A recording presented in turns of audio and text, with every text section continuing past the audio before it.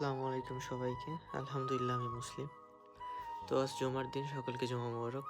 বন্ধুরা মিলে বের হয়ে পড়েছি নামাজ পড়তে যাওয়ার জন্য। বাসার পাশে মসজিদ হয়, খুব তাড়াতাড়ি চলে এসেছি মসজিদের কাছে। যেহেতু আমরা মুসলিম, নামাজ আমাদের জন্য ফরজ। অন্ততপক্ষে জুমার দিন একবার হলেও নবীর উপরে দরুদ পাঠ করবেন। আল্লাহুম্মা সাল্লি আলা মুহাম্মদ সাল্লাল্লাহু আলাইহি ওয়াসাল্লাম।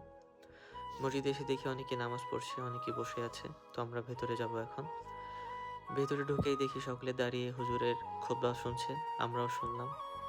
নামাজ শেষ করে যখন বাইরে বের হব, বাইরে বেরিয়ে দেখি সবাই যার যার কাজে চলে যাচ্ছে, অনেকে বাসায় যাচ্ছে। তো সামনে এগিয়ে দেখি এক লোক তরমুজ বিক্রি করছে, প্রতি পিস ৫ রিয়াল। তো কিছুক্ষণ দাঁড়িয়ে তার কথা শুনলাম এবং লোকজন দাঁড়িয়ে আছে তাদেরকে দেখলাম। আলহামদুলিল্লাহ, নামাজ পড়ে বের হয়েছি।